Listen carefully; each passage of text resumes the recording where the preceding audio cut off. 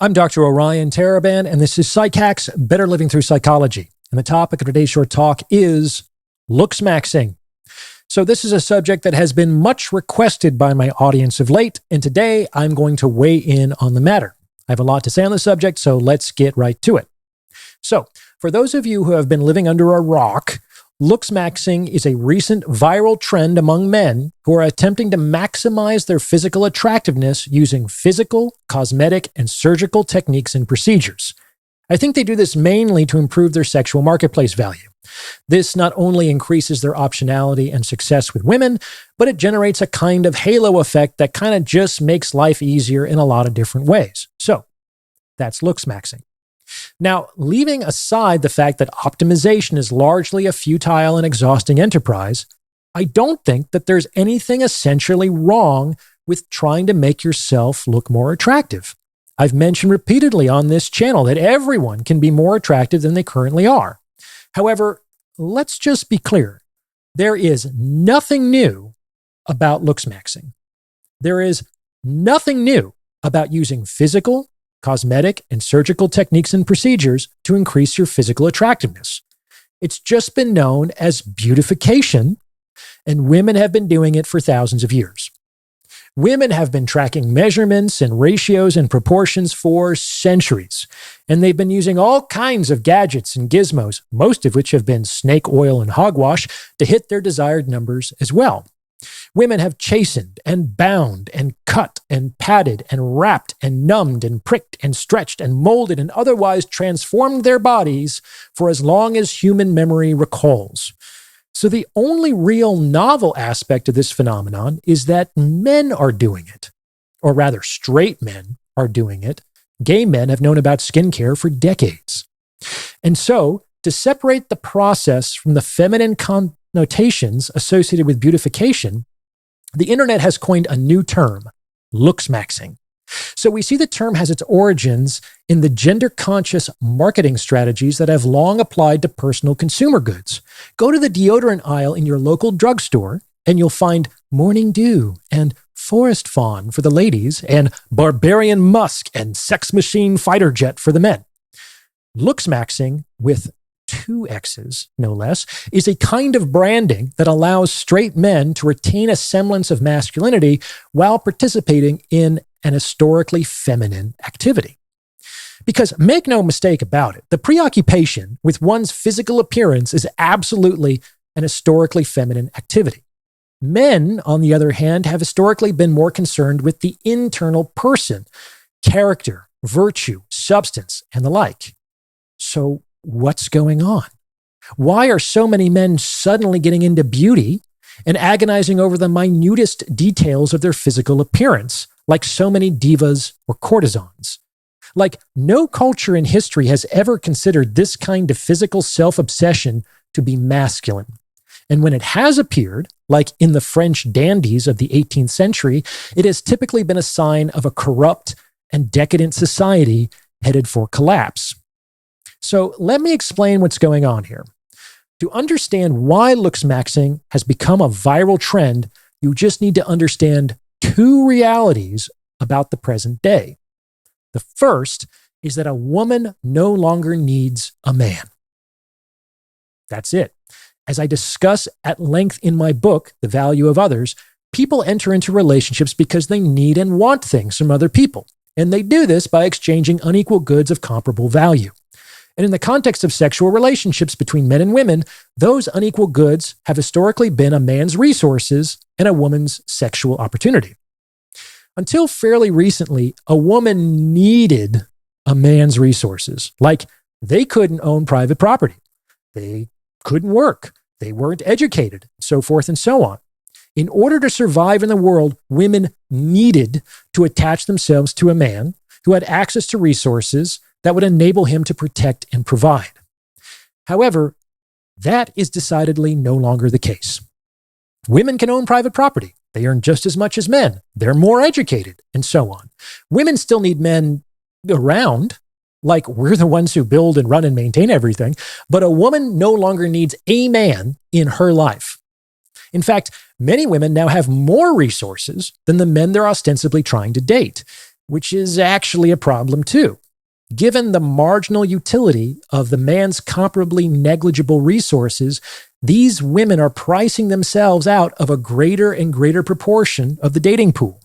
And when they decide to marry down, initiate divorce at a significantly higher rate.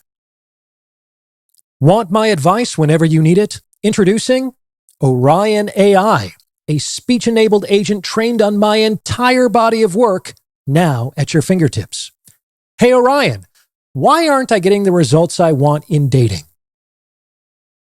Here's where I'd start. Results in dating are a direct readout of your current market position. Not your intentions, not your effort, not how good a person you are, your position.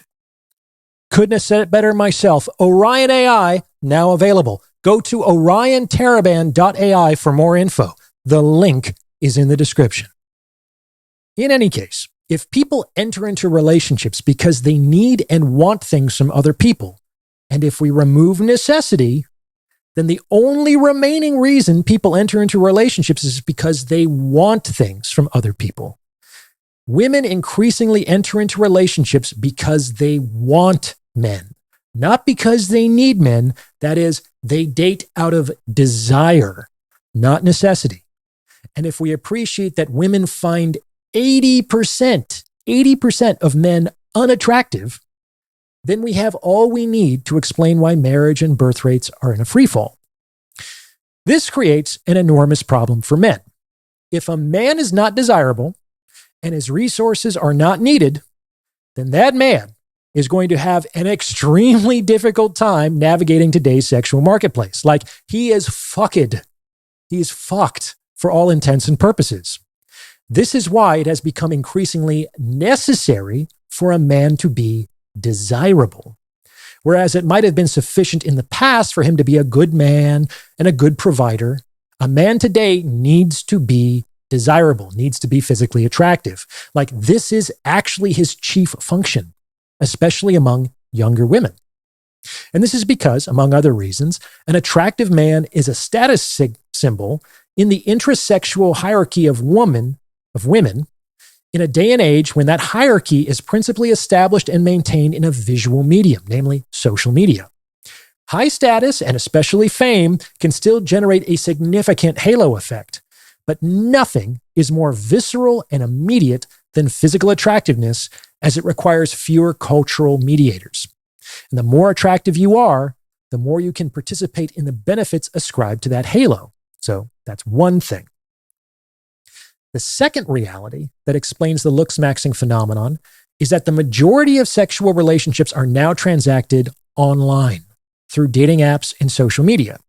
More than half of American couples who got married in 2024 met on a dating app, a proportion that has more than tripled in the past 10 years and shows no sign of slowing down. So, why is this significant? It's significant because these technologies are primarily visual.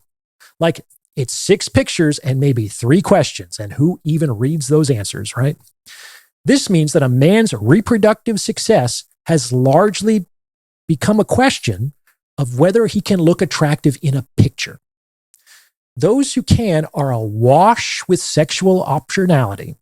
Like, the vast majority of women are swiping on the same 15% of men on dating apps. And spoiler alert, they're not doing this because the men in question visually demonstrate their kindness or loyalty or intelligence.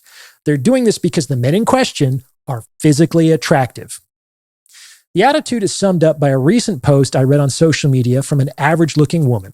Here it is, quote, "I'd rather be a temporary fleshlight for a 9 or a 10 than a sex slave and a housekeeper for a 5.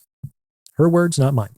And of course, given their unprecedented optionality, these men who are 9s and 10s are unlikely to commit to any one woman, as the opportunity cost of doing so would be too high, which drives down the relationship rates even further. Most men are excluded, and those who aren't are too successful to commit. And if you can't look attractive in a picture, if you're not desirable, then you are increasingly locked out of the sexual marketplace as a man. Like, you better be really funny or rich or famous or unhinged or something in order to stimulate interest. And of course, most men aren't any of those things by definition. In any case, the stage is set for looksmaxxing. Since a woman no longer needs a man for his resources and therefore transacts relationships out of desire, and since most of those relationships are transacted on visually dominated media like dating apps, then it has become increasingly necessary for a man to be physically attractive in order to have a chance at a sexual relationship. Add to this the masculine traits of diligence, systematizing, and risk, and voila, looksmaxxing is born. Again, there is nothing wrong about making yourself more attractive. You probably should if you could. However, a great deal of what is currently peddled in the looksmaxxing space is negligibly effective at best and fraudulently dangerous at worst. In a future episode, I'll discuss what actually makes men more physically attractive. So stay tuned. What do you think? Does this fit with your own experience? Let me know in the comments below. And please, come on, send this to someone who you think might benefit from its message. I know you know somebody who's going through this, or even one of these looksmaxxers, because it's word of mouth referrals like this that really help to make the channel grow. Now, my list of services is getting longer, so I have to consolidate here. I have a lot of extra value for you elsewhere. I have a free weekly newsletter. I have the opportunity to book paid one-on-one consultations with yours truly.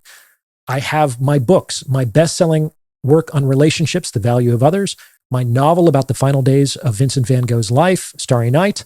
I also have my agent, Orion AI, providing round-the-clock counsel to you whenever you need it. And I also have my private community, the Captain's Quarters, where I respond to your issues in real time during live group consultations. The links to everything are in the description below. Check them out if you are so inclined. I guarantee there's a lot of value there that I can't post here. As always, I appreciate your support, and thank you for listening.